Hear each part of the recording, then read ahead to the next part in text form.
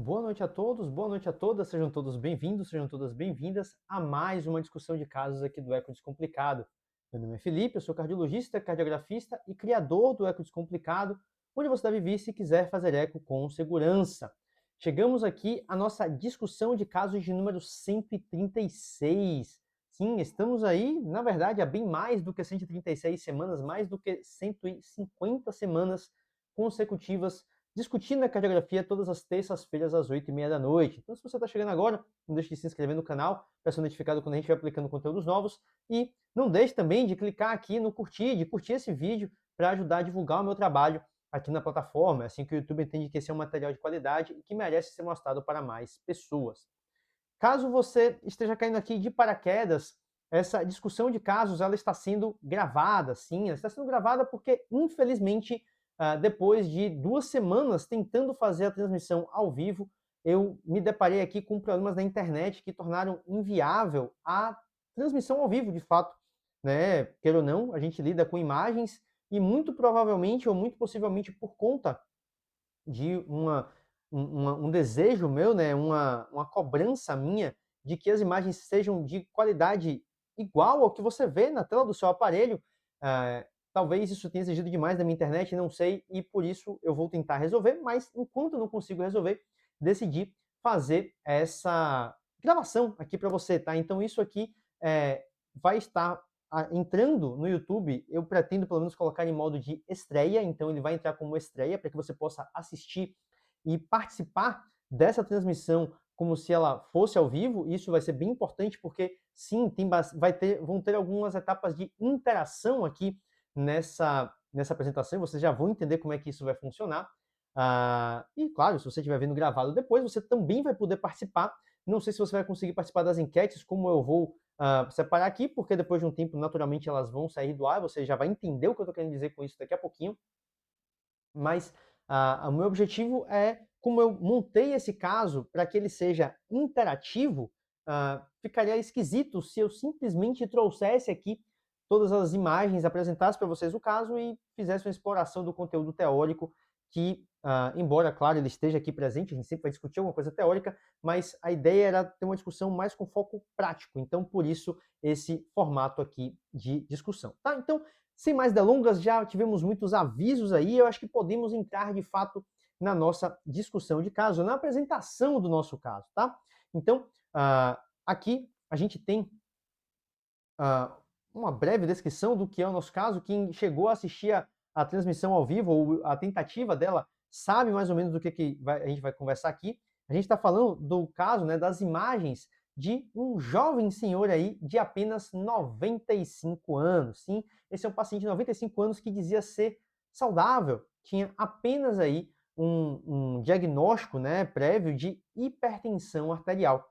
E dentro desse diagnóstico de hipertensão arterial, ele negava outras comorbidades e ele vinha bem, mas algumas semanas ele vinha apresentando cansaço para fazer algumas atividades, começou a apresentar dispneia aos esforços, começou a apresentar ortopneia, dispneia paroxística noturna e, por último, edema de membros inferiores. Esse quadro foi se agravando e isso fez com que ele fosse ao hospital e fosse admitido por um quadro de insuficiência cardíaca aguda descompensada ou agudamente descompensada. Ele não tinha aí um diagnóstico de insuficiência cardíaca, a gente já vai discutir sobre isso, né, daqui a pouquinho, mas basicamente a gente vai analisar aí as imagens desse caso sob essa ótica, tá?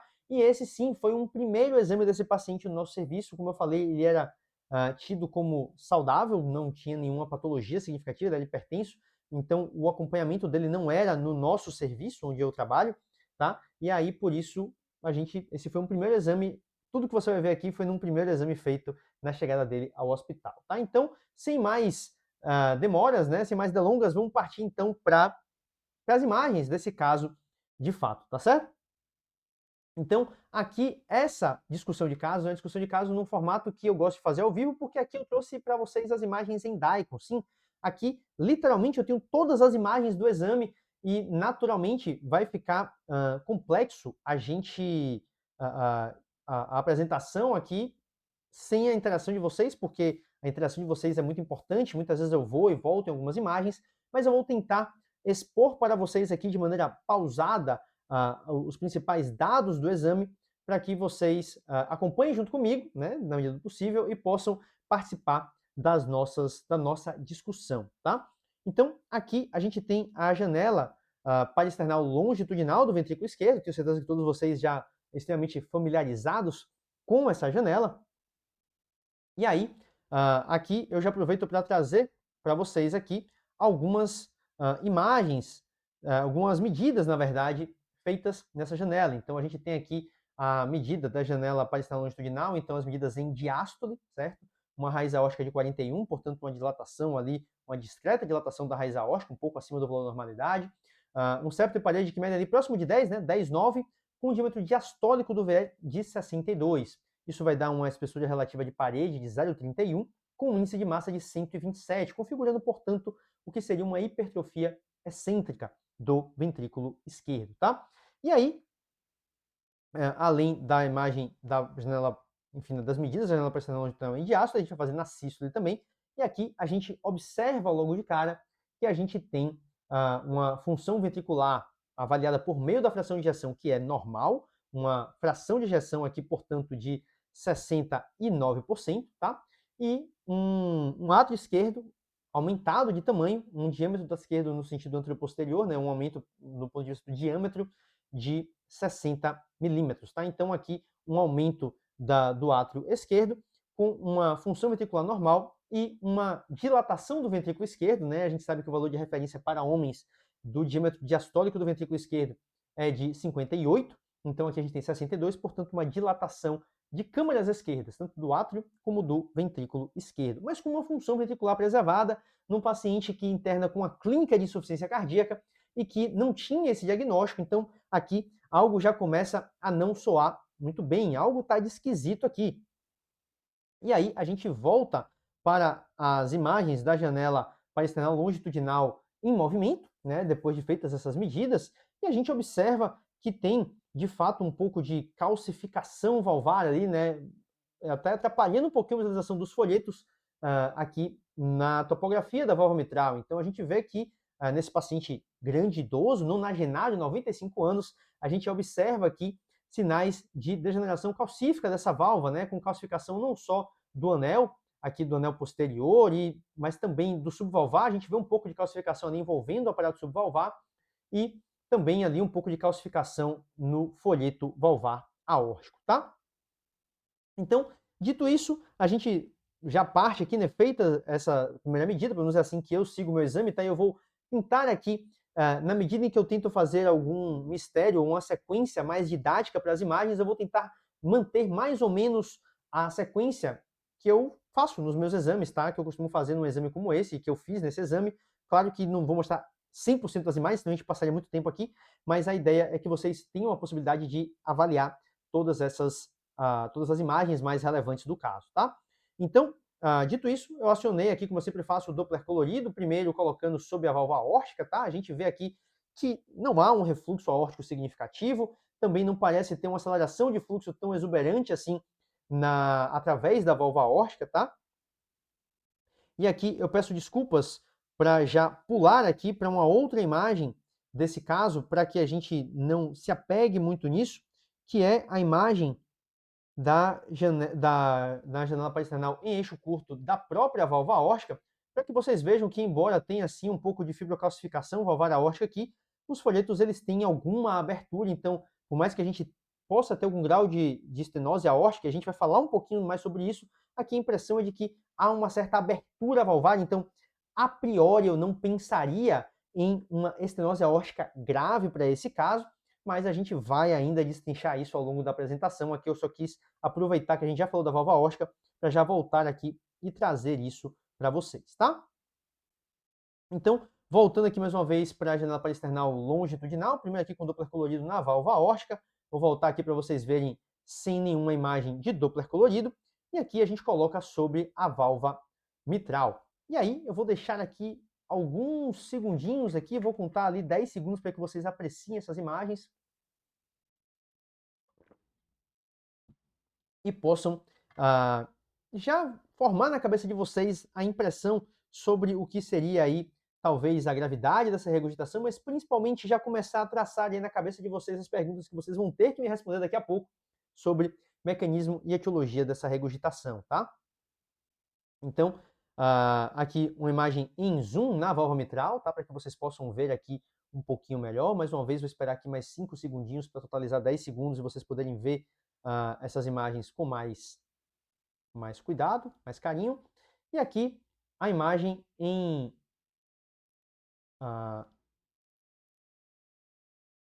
deixa eu ver se eu consigo diminuir um pouquinho isso aqui para que vocês vejam toda a imagem. Isso aqui, pronto.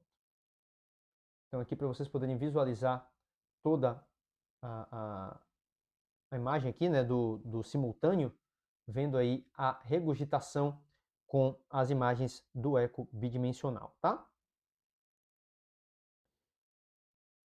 Bom, então já olhamos para a válvula mitral aqui. Eu vou aproveitar aqui para fazer a imagem em eixo curto. Então, na janela parasternal eixo curto, começando lá pelo ápice, a gente vê aqui que a janela realmente é um pouco limitada, mas a função ventricular parece, mais uma vez, preservada. Eu não vejo aqui nenhuma disfunção ventricular global ou mesmo segmentar. E o mesmo vale aqui para o nível médio do ventrículo esquerdo, né? Onde a gente até já começa a observar um pouquinho aqui daquela calcificação do aparato subvalvar mitral, né? Mas uma função global, uma função ventricular, mais uma vez, aparentemente preservada. E aí, aqui, a gente chega no folheto, né, na base do ventrículo esquerdo, onde a gente consegue visualizar a válvula mitral. Que, mais uma vez, vou dar um tempinho para que vocês analisem essas imagens, para que vocês possam ter aí, chegar a uma conclusão sobre como está o funcionamento dessa válvula. Aproveito para trazer aqui também a imagem em zoom, para que vocês vejam ainda mais de perto.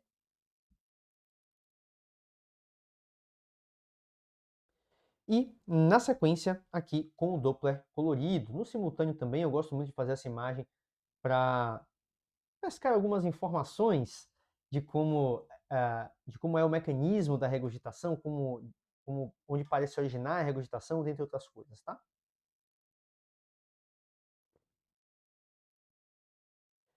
Então, passamos aqui pelas imagens da janela parasternal longitudinal, tá? Essa foi a parasternal longitudinal em eixo curto, desculpa, então as imagens da janela parasternal, tá certo?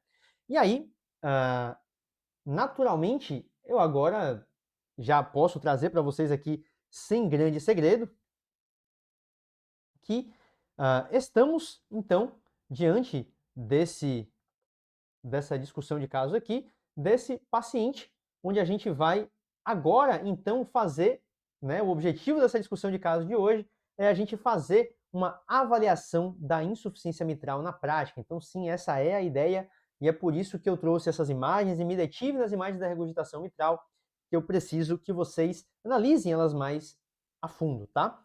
Como isso aqui é uma gravação, vocês podem retornar depois e ver as imagens se vocês julgarem necessário. Eu ainda vou apresentar elas mais uma vez aqui para vocês, tá? Mas aqui, vocês estão vendo ali a discussão de caso número 134, porque essa é a segunda vez que eu tento fazer essa discussão de casos. Na prática, estamos aqui na discussão de caso número 136, tá? Porque a discussão de caso número 135 foi uma live especial que eu fiz com um convidado, que foi o Issan, que fez o Descomplicando o Ecoestresse junto comigo aí na semana passada, na semana anterior. E então, por isso a gente hoje está na discussão de casos de número 136, tá? Então, essa é a avaliação da regurgitação mitral na prática, tá? E eu já trouxe aqui algumas imagens para vocês. Vamos voltar, então, e rever aqui mais algumas imagens desse caso, tá? Então, eu volto aqui na mesma imagem que a gente já tinha visto anteriormente, tá certo? Vou voltar aqui para vocês verem rapidamente, de novo, muito rápido, 5 segundos em cada uma. Vou parar aqui, ó, no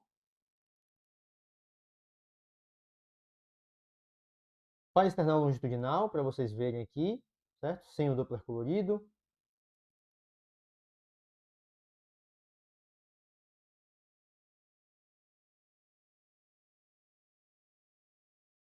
Agora aqui com o Doppler colorido.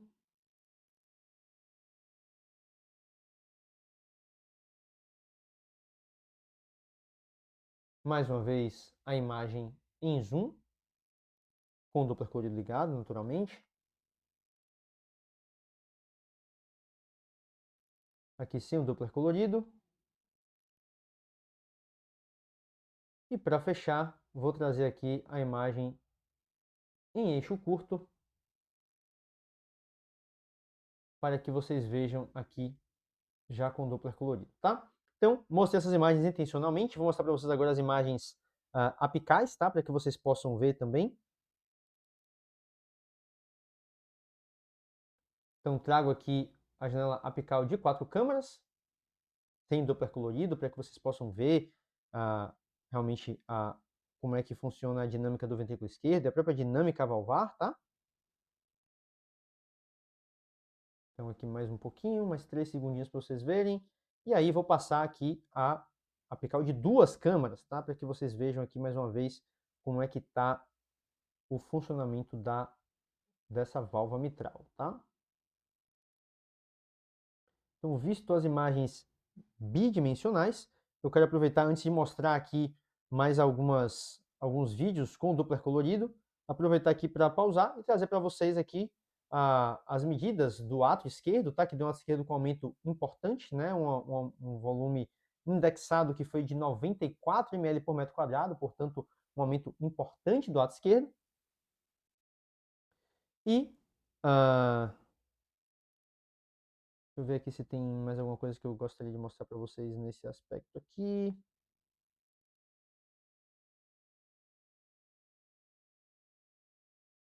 Acho que a gente vai entrar neste ponto aqui daqui a pouquinho. Vamos lá.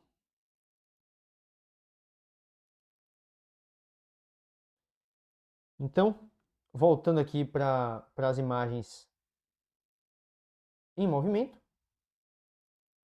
Deixa eu só ver aqui qual é a imagem que eu vou mostrar para vocês agora, só para não causar nenhuma confusão. Não, é essa aqui.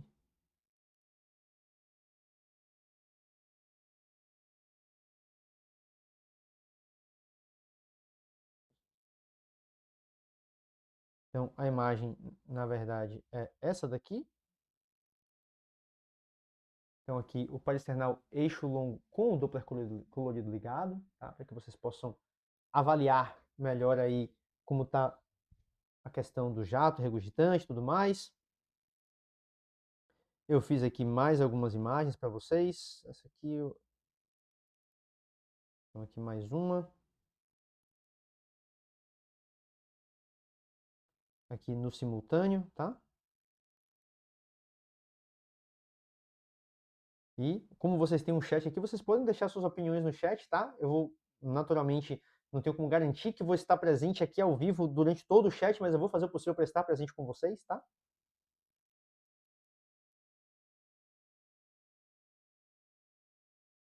Aqui mais uma.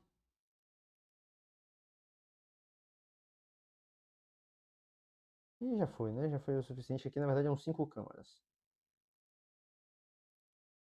Bom, então, mostradas aqui, eu queria achar só 2 câmaras, que eu acho que eu pulei, é esse aqui.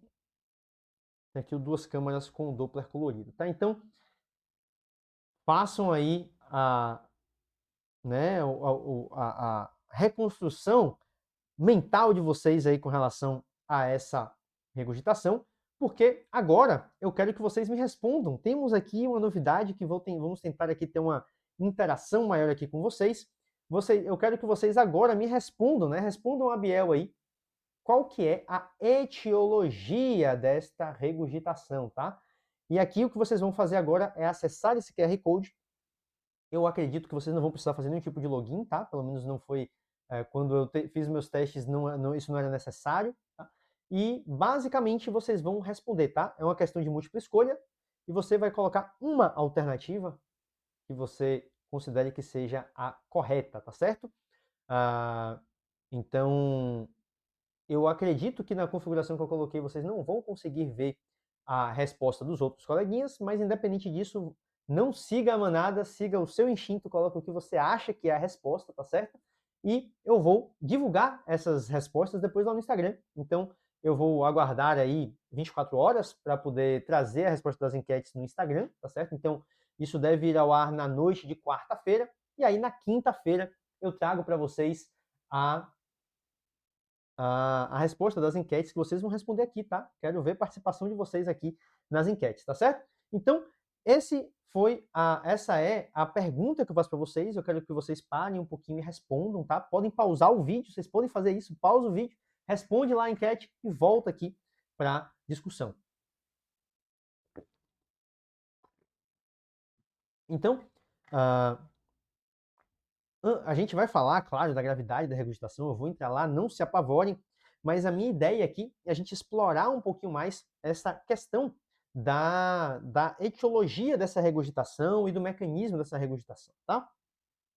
Então, dito isso, quando a gente pensa em etiologia, né, e eu falo etiologia, falo mecanismo, porque a gente tem esses dois termos usados de maneira muito próxima, porque eles, embora não sejam sinônimos, eles têm uma grande correlação entre si. Então, vocês sabem que o mecanismo da regurgitação ele é descrito por meio da classificação de Carpentier, que é a classificação descrita pelo cirurgião francês Alain Carpentier, que basicamente olha, né, ou analisa a regurgitação mitral sob a ótica do principal fator determinante da possibilidade de reparo e da técnica que vai ser usada para o reparo valvar, né? Caso o cirurgião tente fazer o reparo e não a troca valvar por uma prótese, porque para trocar isso não faz tanta diferença. Às vezes até faz, mas normalmente não faz. E aí, aqui a gente tem esses três grandes grupos, né, que se dividem aí, embora oficialmente só o tipo 3 seja dividido em A e B, a gente tem, muita gente faz referência, eu me incluo nesse bolo aí, de que o tipo 1 divide em A e B, o tipo 2 divide em A e B, o tipo 3 divide em A e B, para que fique mais, tenha mais granularidade em relação à morfologia valvar propriamente dito. E a gente tem esses tipos, né, e cada subtipo ali, o tipo 1, 2 e 3, a principal característica que vai determinar essa diferenciação é a mobilidade dos folhetos. Então, no tipo 1, em tese, você teria folhetos de movimentação normal, né? Então, a gente teria a dilatação atrial ou perfuração como causa desse tipo de regurgitação. O tipo 2, a gente tem movimentação excessiva dos folhetos, classicamente o prolapso da válvula mitral, onde a gente tem as cúspides redundantes, ou uma ou ambas as cúspides redundantes e prolapsando, né, para o interior do ato esquerdo na sístole, ou o flail, que é quando geralmente não, né, quando há de fato uma rotura de corda que faz com que a ponta do folheto everta para o interior do ato esquerdo, e o tipo 3, que se divide de fato em A e B, que no tipo A a gente tem uma doença valvar primária com espessamento e retração valvar, levando a uma redução da mobilidade desses folhetos, ou o tipo 3B, onde essa redução de mobilidade dos folhetos é secundária aí a um tracionamento dos folhetos, seja por dilatação do ventrículo esquerdo, do ato esquerdo ou de ambas. A gente tem aí os folhetos retesados, tracionados e com mobilidade reduzida, o que acaba levando a um mau funcionamento, né, uma má aposição dos folhetos e, consequentemente, a uma regurgitação mitral. E a gente olha para o mecanismo de maneira muito intercambiável com a etiologia, porque, naturalmente, algumas etiologias vão ter uma correlação muito próxima, talvez até direta, com certos mecanismos, né? Então, a gente tem a hemifuncional atriogênica, a hemifuncional ventricular, atribuída ao tipo 3B, a doença reumática muito próxima ali, né, se aproximando quase que diretamente do tipo 3A. No tipo 2, a gente tem o prolapso da válvula mitral sem rotura de corda no 2A e com rotura de corda no 2B. E no tipo 1, a gente tem a perfuração valvar, geralmente por endocardite, mas poderia ser, por exemplo, por um cleft valvar, e também a regurgitação mitral funcional atriogênica como sendo a causa de uma dilatação atrial, mas com movimentação dos folhetos normal, embora você possa ter um subtipo atriogênico com tracionamento também, tá? Então, a gente entende que as etiologias se correlacionam de maneira muito próxima com os mecanismos, tá? Com o mecanismo, enfim, mas a verdade é que nem sempre. Você pode ter, por exemplo, um paciente com doença reumática, um envolvimento leve reumático, com uma endocardite, ou você pode ter um paciente que tem um prolapso da válvula mitral, né? E que também desenvolve aí disfunção ventricular posteriormente com dilatação atrial, e ele pode ter ali um mecanismo misto, né? Quem sabe aí atriogênico, né, por tracionamento posterior, por exemplo, não sei. Estou pensando aqui em possibilidades. Outra questão, algo que acontece também é você ter a MAC associada com uma atriogênica, por exemplo. Então, a gente pode ter mecanismos mistos também, né, envolvimento misto. Não é porque você tem uma doença valvar que necessariamente ela vai ser a etiologia da regurgitação, né? Enfim, são coisas um pouquinho distintas. E aí, por isso, eu pergunto a vocês, a gente já fez a enquete sobre qual é a etiologia, e agora eu volto com mais uma enquete que eu preciso que vocês respondam aí nesse QR Code, tá? É um outro QR Code, não é o mesmo, então acessem novamente esse QR Code e respondam para mim qual vocês acham que é o mecanismo dessa regurgitação mitral, tá? Obviamente, eu gostaria que essa discussão fosse interativa, eu iria esperar a resposta de vocês para que eu pudesse, de fato, prosseguir com a análise das imagens. Infelizmente, como a gente está aqui numa gravação, eu não vou ter como fazer isso da maneira que eu gostaria, né? Que de fato, ter essa discussão interativa, mas eu vou esperar aqui um pouquinho para que vocês respondam. E aí, a gente vai seguir em frente. Eu vou seguir, na verdade, trazendo para vocês a minha análise desse caso, tá? Então, já dei aqui, vou esperar mais 10 segundinhos, contando aqui no relógio, e a gente já segue em frente. 3, 2, 1. Beleza. Então, vamos voltar lá para as nossas imagens desse caso. Vamos voltar para as nossas imagens desse caso, tá? Então, retorno aqui, então, para a janela apical de duas câmaras, tá? Mas eu vou primeiro ali voltar lá para o parasternal. Então, aqui, pessoal, é até estranho não ter essa interação com vocês, é esquisito discutir o caso, né? Eu estou quase que apresentando o caso aqui, mas enfim, vamos lá. A gente, quando olha para esse paciente, é óbvio, ele tem uma função ventricular preservada e chama a atenção logo de cara essa dilatação ventricular, dilatação atrial, com essa regurgitação. A gente vai chegar na avaliação de gravidade dela de maneira bem objetiva no final, porque não é o meu foco hoje, o foco é discutir mais o mecanismo mesmo e a etiologia, tá? Que é o mais interessante aqui desse caso. Mas, basicamente, aqui a gente observa que a gente tem bastante calcificação, né, do aparato valvomitral, a gente tem um aparato valvomitral que tem calcificação, e os folhetos aqui dentro, né, como é comum na MAC, os folhetos têm uma mobilidade que é mais ou menos preservada, né? Aqui, obviamente, a base do folheto vai se mover menos pela calcificação, é até difícil ver a base do folheto anterior, sobretudo, pela calcificação, mas a mobilidade dos folhetos não é reduzida, né? A gente não tem uma redução na mobilidade desses folhetos. Então, aqui a imagem aproximada, para vocês poderem olhar aqui mais uma vez, tá? E aí, eu vou voltar aqui agora para o eixo curto, tá certo? Para que vocês possam ver melhor as imagens em eixo curto, tá? Então, aqui a gente observa que essa MAC, ela é, na verdade, circunferencial, né? Porque a gente via ela bem ali no folheto, na parte anterior, né, do folheto anterior, na base do folheto anterior, e aqui no eixo curto a gente observa que ela realmente acompanha aqui, né, quase toda a base da cúspide posterior, então a gente tem uma MAC que é, se não for circunferencial na sua totalidade, né, não for 100% da circunferência, é próximo disso, é mais do que 2/3, então o envolvimento aqui calcífico que chama a atenção, apesar de que a mobilidade dos folhetos, né, a movimentação dos folhetos não parece tão reduzida. A gente deve ter algum grau de estenose valvar aqui, claro, mas essa estenose ela não é ao visual tão significativa, tá certo? Então aqui mais uma vez a imagem em zoom para que vocês possam ver, tá? E bom, dito isso, né, analisando essas imagens, uma coisa que deve ter chamado a atenção de todos vocês aí é a direção desse jato regurgitante.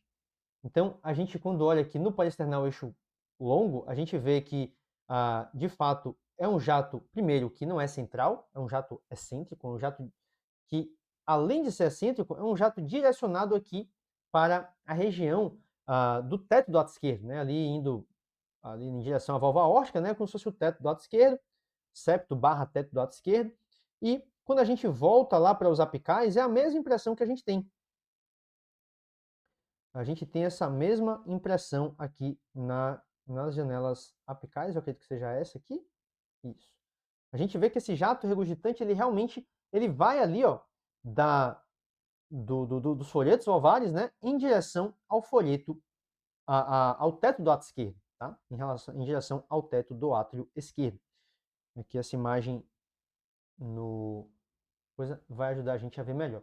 Então, quando a gente pensa na MAC, a gente naturalmente vai lembrar, né? A gente lembra de uma regurgitação que não costuma ser tão excêntrica assim, né? Então, aqui nos pacientes com MAC, a gente sabe que a MAC pode causar não só estenose, né? Afinal, quando a gente pensa em calcificação valvar, a primeira coisa que vem à mente é a possibilidade de uma estenose valvar, mas também ela pode causar regurgitação, porque principalmente na cúspide posterior, a deposição, né, fibrocalcífica ali no folheto posterior faz com que a base do folheto, primeiro, perca a mobilidade, então o folheto posterior, que é mais curto, ele perde uma parte da sua extensão, e essa calcificação geralmente acontece ali mais a nível da parte de trás do folheto, por assim dizer.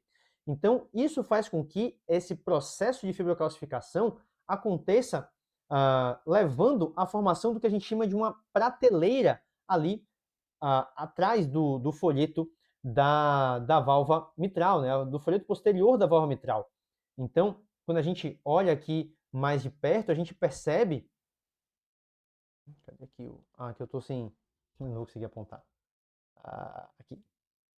Então, quando a gente olha aqui, a gente percebe que o folheto posterior ele é repuxado para trás, né? Ele é puxado ali para a parte mais posterior, para dentro do ato esquerdo, a base dele é puxada para dentro do ato esquerdo, e isso faz com que se forme uma prateleira, né? Uma prateleira ali para trás, e com isso a regurgitação ela acontece geralmente de uma maneira que costuma ser um pouco mais excêntrica mesmo, né? Porque na prática, o que acontece é que o folheto posterior ele não consegue alcançar tão bem o folheto anterior. Então, aqui a prateleira, eu tinha até deixado o sinal da seta aqui e eu esqueci. Tá? Então, isso é o que a gente esperaria na regurgitação pela MAC. Mas a gente vê que o jato vai numa direção oposta, né? E isso daí é um detalhe que é muito interessante quando a gente olha para as imagens do nosso caso. Ele é muito excêntrico, muito direcionado para o teto do lado esquerdo. E não é à toa que eu deixei essa imagem aqui, porque vocês devem estar conseguindo ver, né? Eu não sei, eu provavelmente não vou conseguir dar um zoom aqui, mas vocês devem estar conseguindo ver aqui que a gente tem algo que parece que prolapsa para o interior do átrio esquerdo. A gente tem um jato super excêntrico com uma imagem aqui móvel na topografia do folheto posterior. O que vocês acham que é isso? Eu acabei de mostrar um mecanismo para vocês que faz exatamente esse movimento com exatamente essa direção do jato. Sim, aqui a gente está diante de um prolapso associado à degeneração calcífica da válvula mitral, tá? E não me leve a mal, tá? Eu não quis dizer que o prolapso é causado pela degeneração calcífica, não é isso. Na verdade, é uma sobreposição de doenças. Eu estou falando que esse paciente tem muito provavelmente, né? Provavelmente não, ele tem de fato. Eu posso provar isso para vocês depois. Eu já vou mostrar para vocês isso daqui a pouco, tá? E aí, quando a gente volta, inclusive, aqui para o parasternal longitudinal, depois de ter visto isso aqui no apical, a gente consegue ver que aqui, nessa imagem em zoom, parece ter alguma coisa que prolapsa aqui para o interior do átrio esquerdo, mas a gente não consegue ver tão bem, de maneira tão nítida, pelo excesso de cálcio. Tem muito cálcio aqui na cúspide anterior, e isso acaba dificultando essa visualização, mas depois que a gente já viu lá no apical, aqui a gente consegue ver um pouquinho melhor. Tá? E aí, o que eu ia mostrar para vocês, meu Deus, era o que mesmo? Sim, eu já ia voltar aqui para a nossa sequência, né? Aqui essa imagem, isso fica muito claro. Eu não sei se eu tenho essa imagem em zoom. Tenho aqui a imagem em zoom, então aqui fica bem fácil da gente observar, ó, como a gente tem uma parte do folheto posterior que desaba para o interior do átrio esquerdo. Isso, na verdade, não é causado pela MAC em si. Isso, na verdade, é uma sobreposição de doenças. a gente tem a sobreposição da MAC com a degeneração fibroelástica da válvula mitral. Sim, eu estou falando dessa parte aqui, ó, do espectro da doença degenerativa mixomatosa. A gente considera que a doença degenerativa mixomatosa é um espectro, né? Tem um espectro de apresentação e que vai aí desde a degeneração fibroelástica, que é a sua forma mais leve, até a doença de Barlow, que é... Desculpa, passei sem querer aqui. Volta, filho. Aqui. Isso. Que é a sua manifestação mais grave, né? Só que qual é o detalhe? Quando a gente pensa na doença de Barlow, justamente por ser uma degeneração mixomatosa valvar tão exuberante, esse paciente ele não vai se apresentar com muita idade, ele vai se apresentar de maneira precoce, né? Geralmente com menos de 60 anos, e muitas vezes o prolapso começa de forma assintomática e vai se instalar e se desenvolver uma regurgitação grave que muitas vezes só vai ser percebida muito lá na frente, a menos que o paciente tenha feito o diagnóstico antes por outro motivo, check-up, né, a escuta de um sopro, enfim.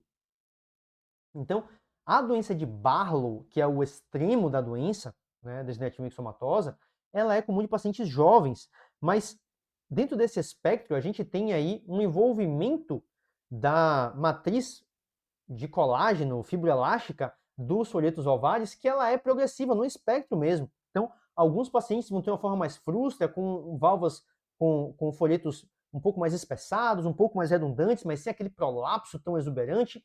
A gente vai ter alguns que vão ter essa forma mais avançada da degeneração fibroelástica, onde basicamente a gente costuma ter um prolapso com alguma redundância, mas bem menos exuberante do que nos outros pacientes.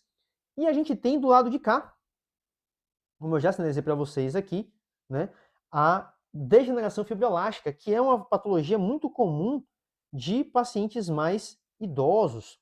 Isso porque aqui o que acontece é que essa válvula que é doente, tem algum grau de doença, né, ela vai sofrendo o impacto hemodinâmico da contração ventricular, né, da ejeção ventricular a cada sístole ao longo de uma vida inteira.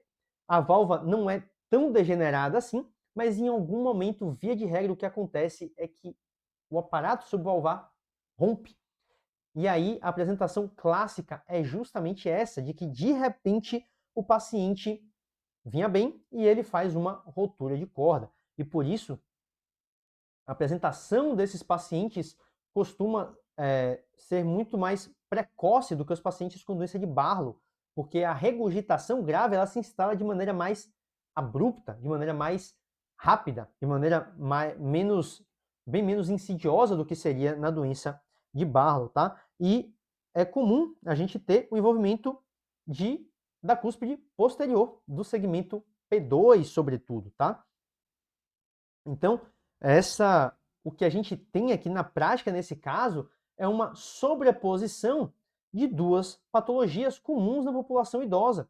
A gente tem a sobreposição da degeneração fibroelástica com a degeneração calcífica do anel mitral, com a doença degenerativa calcífica, né, que é muito comum do paciente idoso. Então, a gente tem toda aquela calcificação e aí é difícil a gente dizer se essa calcificação de alguma maneira também não contribui para a perda da capacidade elástica, e numa válvula que já tem uma doença fibroelástica, de certa forma, acaba rompendo, mas o fato é que elas estão ali em combinação, e é justamente por isso que a gente tem aí o desenvolvimento de uma regurgitação como essa que vocês estão vendo aqui na tela, tá?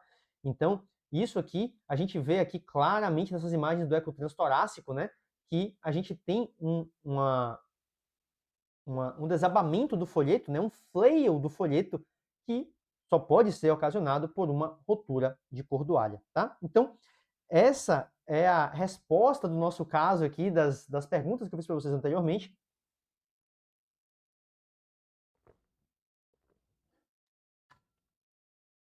E aí, dito isso, a gente pode partir para analisar a gravidade da regurgitação. Antes de fazer isso, eu quero só... Aliás, não, eu vou parar por aqui. Tô pensando... Não, acho que eu não vou mostrar para vocês agora, não. Vou deixar para a próxima discussão, tá? Bom, o que eu quero mostrar para vocês aqui agora é a gente passar muito rapidamente sobre alguns parâmetros de gravidade para que a gente possa fazer a graduação, tá? Eu vou mostrar para vocês alguns parâmetros e aí na sequência eu vou fazer aí, né, o passo a passo lá na nossa diretriz, tá certo?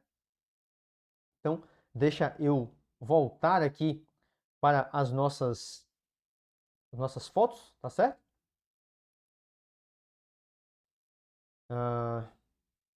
Então, aqui eu já trago para vocês na ordem do exame, tá? Para que fique mais prático aqui para demonstrar. Então, primeiro, sinais de hipertensão pulmonar, um tempo de aceleração na válvula pulmonar de 57 milissegundos, então um TAC encurtado. A gente tem aqui uma PSAP que foi de 45 na janela parietal longitudinal, somado com uma cava de 25 e que não tinha variação respiratória, eu posso mostrar para vocês depois, né? Então aqui mais uma vez a imagem da regurgitação tricúspide numa outra janela, aqui foi no apical 4 câmeras modificado para o ventrículo direito, tá certo? A variação das câmeras direitas, a gente tem então um VD com uma dilatação discreta, uma dilatação basal ali de 41, um átrio direito também ali aumentado, um volume indexado de 49, certo? E uma função ventricular direita com a onda S' de 20 e um TAPS de 28, portanto a função ventricular direita que foi normal, tá? Essa é a avaliação de pressões pulmonares que eu tinha ficado devendo para vocês. Em relação à válvula mitral, a gente tem aqui então alguns dados que eu preciso mostrar para vocês. Aqui foi só a medida da espessura da calcificação da mitral, isso é uma coisa que eu faço na minha prática, tá? Embora não haja uma recomendação formal, eu costumo fazer, lembrando que diâmetros, ou melhor, espessuras maiores do que 5 milímetros indicam em tese um pior prognóstico, tá? Mas, enfim, nada obrigatório, tá certo? E aí, a gente vem aqui, portanto, para a avaliação da regurgitação mitral, tá? Alguns dados objetivos para vocês. Eu não vou fazer nenhum comentário sobre a gravidade em si, eu vou mostrar para vocês os dados e no final a gente faz caminha juntos ali na diretriz, tá certo? Então, aqui uma vena contracta de 7,2 milímetros no parasternal longitudinal, tá? Lembrando que essa regurgitação, embora ela seja bem relacionada ali, né, ao folheto posterior, provavelmente P2, uma rotura de P2, cadê aqui? O eixo curto. Pronto. Então, esse aqui eu quero mostrar para vocês. Então vejam que a regurgitação ela não é restrita a um único ponto, né? Talvez ali a regurgitação seja até um pouco maior, a imagem aqui não é tão boa. Então tudo que eu quero dizer é que pode ser que essa vena contracta fosse um pouquinho maior em outra janela, tá? Então, feito isso, alguns parâmetros de gravidade. Aqui a gente tem a velocidade da onda E de 2,2, mas aqui tem um detalhe muito importante, tá? Como esse paciente tem MAC, com algum grau de estenose mitral, a gente provavelmente, ou melhor, provavelmente parte dessa velocidade aumentada no influxo mitral é de algum grau de estenose, ainda que discreta, na válvula mitral. Então, a gente não poderia contar piamente com esse parâmetro de gravidade, tá? Mas aqui entra como a título de curiosidade. Aqui é uma avaliação para fazer a relação dos VTIs. De novo, mais uma vez aqui, a gente perde a acurácia porque a gente tem a estenose, então eu acabei fazendo mais para fins didáticos, mas não acho que seja um parâmetro ideal para ser usado, tá certo? Isso aqui é a avaliação do fluxo na veia pulmonar inferior direita, vocês estão vendo aí, tá certo? Então não vou fazer nenhum comentário agora, vou deixar vocês analisarem e chegarem às suas próprias conclusões. E eu vou trazer aqui o aeropelômetro de Pisa, mas eu não vou apenas trazer o aeropelômetro de Pisa. Eu devia ter feito outra enquete, tá? Eu acabei esquecendo. Mas vamos lá. Para fazer o aeropelômetro de Pisa, aqui eu tenho o VTI, né, do fluxo obtido aí com Doppler contínuo. Então, quando você seleciona no aparelho, ele pede para você tracejar o VTI do fluxo regurgitante. E aqui, o que a gente precisa para calcular o aero é a velocidade máxima. O VTI acaba entrando muito mais para cálculo do volume regurgitante, tá? Então, é importante ter essa distinção, mas o aparelho geralmente pede para a gente fazer as duas coisas conjuntamente, né, automaticamente. E aí eu quero saber de vocês, deixa eu só conferir uma coisa aqui. Assim, aqui primeiro a vena contracta, tá? Aqui em outra janela, 8.6, para vocês verem. E aqui, para que vocês possam concluir sobre o Ero pelo método de Pisa, eu não vou fazer as contas, vocês vão fazer as contas, tá? O raio do Pisa, ele deveria ser medido aqui, englobando toda a regurgitação. Ele deveria ter sido medido aqui, ali no limite mais distante da mudança de cor do azul para o vermelho, ou ele deveria ter sido medido aqui, nesse ponto mais próximo ali. Qual é o raio que vocês acham que é o mais correto? Me respondam aqui no chat, já que eu não fiz a enquete, né? Acabei esquecendo de fazer a enquete lá para vocês. Eu acho que eu posso trazer essa enquete. Só um minutinho. Dito e feito, então vou querer que vocês me respondam aí qual que é o local correto para estimar, para medir o raio da zona de convergência para estimar o Ero pelo método de Pisa.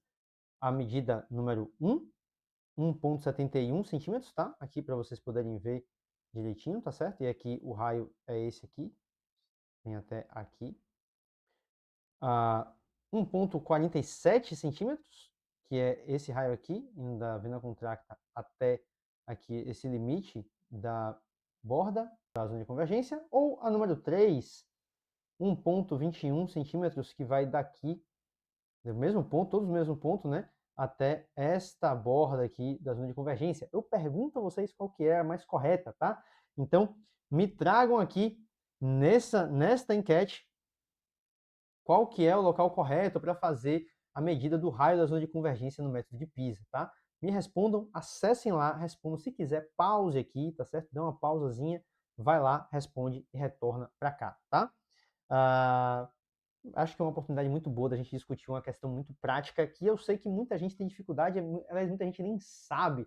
Quanto mais tem dificuldade, nem sabe que tem essa dificuldade, que está errando e está errando.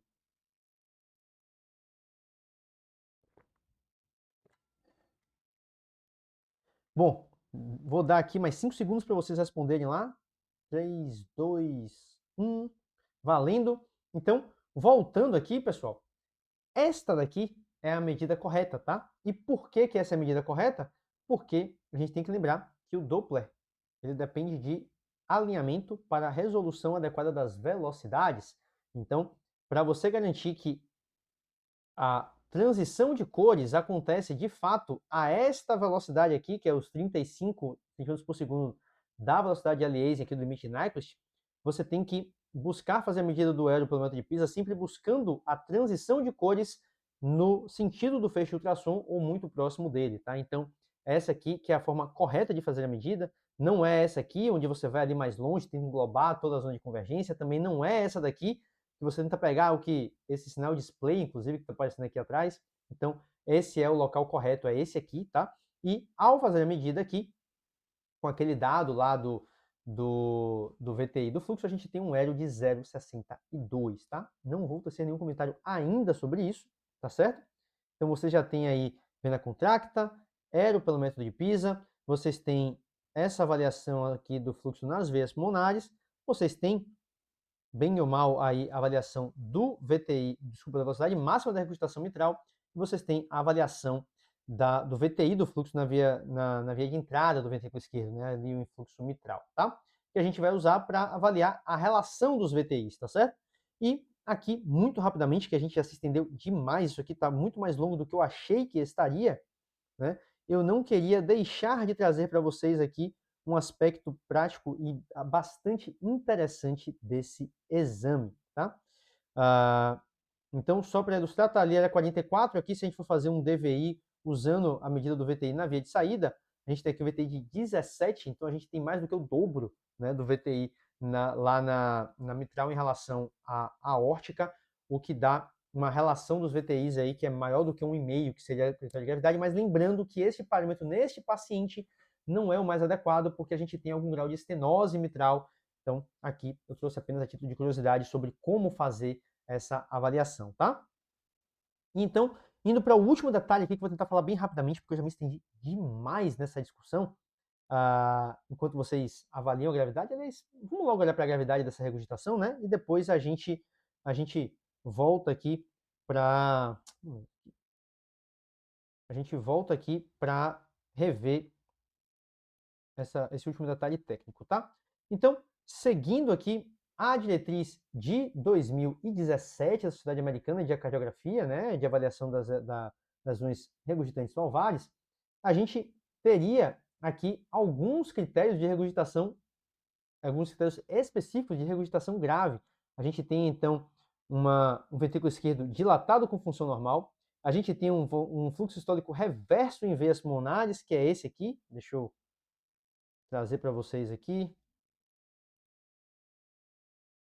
Então aqui, ó, a gente tem, ó, onda D e aqui a onda S, ó, nessa parte aqui. Eu sei que está meio escuro, mas isso aqui é um fluxo sistólico reverso em veia pulmonar, tá? Então a gente tem ali um fluxo sistólico reverso em veia pulmonar. Aqui a gente tem um jato que não é central, então a gente vai ignorar esse daqui. A gente tem um raio pelo metro de Pisa que é maior do que 1 centímetro, com limite next de 30 a 40.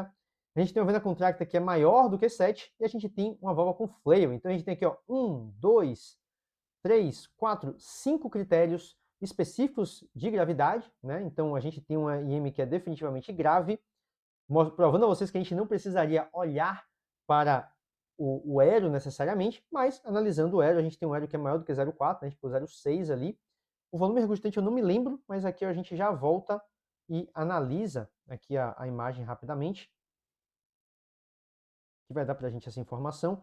Um volume regurgitante de 85 ml por batimento, né? Portanto, uma regurgitação grave. Inclusive, a gente pode olhar para a fração regurgitante também, já que a gente tinha aqui o volume sistólico do paciente, né, que é esse aqui. Então, olhando para o stroke volume, que foi de 66, né, imagina, a gente tem aí, juntando 66 com 85, foi 85? Foi 85, eu acho. Então, 65 com 85, para ficar mais fácil a conta, a gente vai ter basicamente 7 com 8, 15. Então, a gente tem 150 ml ejetados e a gente tem desses 150 ejetados, 85 que retornam para o ato esquerdo, então a fração regurgitante que é maior do que 55%, tá? Então, aqui todos os parâmetros de gravidade apontando para uma IM grave, né? Além de ter hipertensão pulmonar, dilatação de câmaras esquerdas e tudo mais aí que vocês já sabem, tá? Então, aqui, só para não deixar de falar, eu trouxe também a diretriz europeia, tá? De avaliação das regurgitações, da regurgitação mitral, aqui é só a título de curiosidade, tá certo? Nenhuma obrigação aqui de vocês fazerem as duas coisas, mas basicamente a gente tem os mesmos parâmetros. A gente tem aqui, ó, indo de cima para baixo, um flail valvar. A gente tem o jato que não é central, mas ele tem uma zona de convergência larga e holocistólica, aqui sem medida objetiva, né? A gente tem uma medida da vena contracta que é maior do que 7 milímetros se for num plano único, maior do que 8 milímetros se for biplanar. Eu fiz em dois planos aqui, foi maior do que, em um foi maior do que 7, no outro foi maior do que 8. Teria a média, teoricamente a gente não cravaria aqui esse dado positivo, mas eu tenho fluxo sistólico reverso nas veias pulmonares e eu tenho relação dos VTs que é maior do que 1,4, embora aqui, nesse paciente, isso não valha, tá? E a gente tem um ventrículo esquerdo dilatado e remodelado, mas com função ventricular normal, e uma elevação da pressão sistólica pulmonar, então a hipertensão pulmonar compatível com uma regurgitação mitral grave, tá certo? E aí, sempre que possível, fazer a avaliação quantitativa. E, dito isso, a gente tem aqui mais uma vez os mesmos dados aqui, né? Um Aero maior do que 0,4, com um volume regurgitante maior do que 60 e uma fração regurgitante que é maior do que, desculpa, um volume regurgitante que é maior do que 60 ml e uma fração regurgitante que é maior do que 50%, portanto, uma IM grave, tá? Então, todos os dados aí bonitinhos para vocês poderem analisar. E tem um último ponto técnico desse caso que eu não queria deixar de trazer para vocês, tá? Porque eu acho que é muito importante, guardando o filé para o final, tá? Que é em relação à válvula aórtica, tá? Vocês viram ali, né, que a gente tem, deixa eu voltar aqui para as imagens,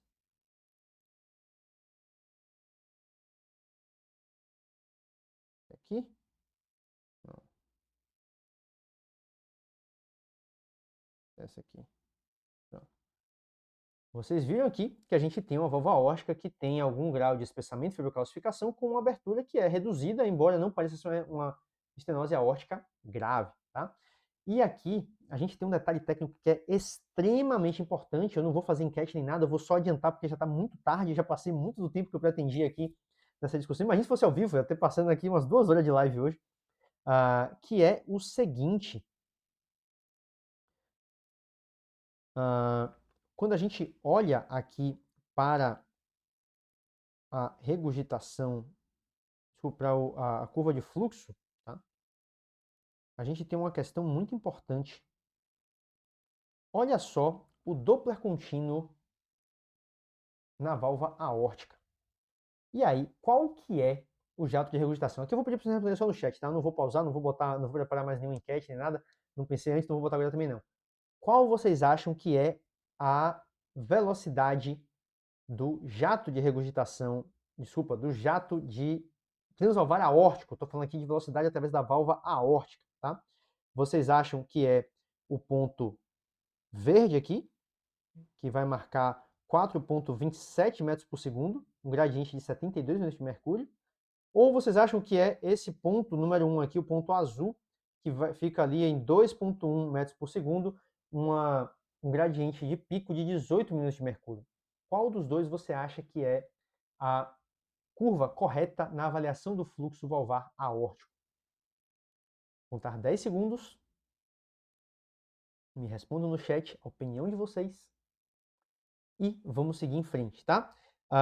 Então, aqui, pessoal, é muito importante vocês lembrarem que a gente tem um jato regurgitante que é extremamente excêntrico e direcionado para o teto do átrio esquerdo.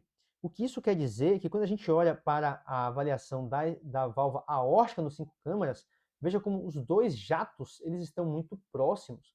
E quando o Doppler contínuo vai resolver essa velocidade aqui, ele vai inevitavelmente ser contaminado pelo jato da regurgitação mitral, tá certo?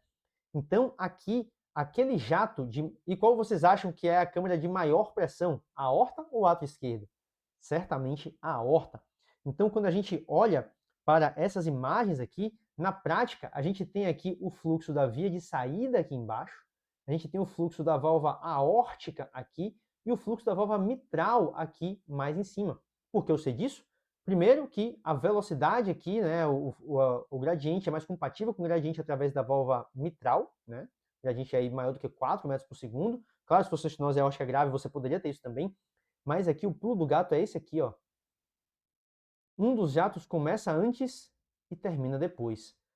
Se o jato começa, ou melhor, se a duração do jato envolve o tempo de contração isovolumétrica e de relaxamento isovolumétrico, é porque esse jato corresponde a uma regurgitação mitral e não a estenose aórtica. Então, isso aqui é o jato, a curva de fluxo da estenose aórtica, e isso aqui é a curva de fluxo da insuficiência mitral. E por isso, quando a gente vai fazer essa análise, esse é o jato que a gente tem que tracejar, um gradiente médio de 9,1, uma velocidade de pico ali de 2,1 aproximadamente, e lançando mão aí da equação de continuidade, a gente vai ter uma área valvar de 1,8, compatível com a estenose discreta, que foi a impressão que a gente teve lá atrás, tá? Então, detalhe técnico extremamente importante para a gente fechar aí com chave de ouro esse caso. Eu peço 1000 desculpas a vocês pelo atraso aí, né, nessa apresentação. Eu acabei me demorando mais do que eu imaginava, mas a gente conseguiu, enfim, chegar ao final da nossa discussão de caso número 136, aí, a discussão de casos que era para ter acontecido 2 semanas atrás, infelizmente não deu certo. Estamos aqui de novo para completar essa discussão. Eu espero de coração que vocês tenham gostado dessa apresentação, tá? Apesar de ter sido gravado, eu tentei manter a interatividade por meio dessa ferramenta, que é o Mentimeter, e que, em dando certo, a gente talvez utilize dele mais aqui ao longo das nossas discussões de caso, tornar aí, trazer de volta as enquetes. Eu sempre fazia muitas enquetes lá no Instagram, e com o tempo eu deixei de postar os casos no Instagram, porque isso estava se tornando extremamente cansativo e demandante, e me tomando muito tempo. Mas eu gosto das enquetes, eu acho que as enquetes são legais, e quem sabe a gente consegue trazer essa ferramenta aqui também para o YouTube, tá certo? Chega por hoje. Já estamos aí, passamos de 1 hora de discussão. Quero agradecer demais a presença de vocês aqui, seja gravado, seja ao vivo. O fato é que eu não poderia deixar passar mais uma vez a chance de trazer esse conteúdo para vocês. Agradeço mais uma vez pela presença de todos. Não deixe de se inscrever no canal para ser notificado quando a gente estiver publicando conteúdos novos. E não deixe de curtir esse vídeo para me ajudar a divulgar meu trabalho aqui no YouTube. Lembrando que aqui também, na descrição do vídeo, você encontra um link para conhecer mais sobre o curso de arqueografia do Eco Descomplicado e a comunidade do Eco Descomplicado. Deixa lá o seu melhor contato, que alguém do nosso time comercial, geralmente o George ou o Leonardo, vão entrar em contato com você para apresentar o curso e ver se faz sentido para você fazer parte da nossa comunidade, tá certo? Muito boa noite a todos e eu vejo vocês na próxima terça-feira, às 8h30 da noite, espero que ao vivo.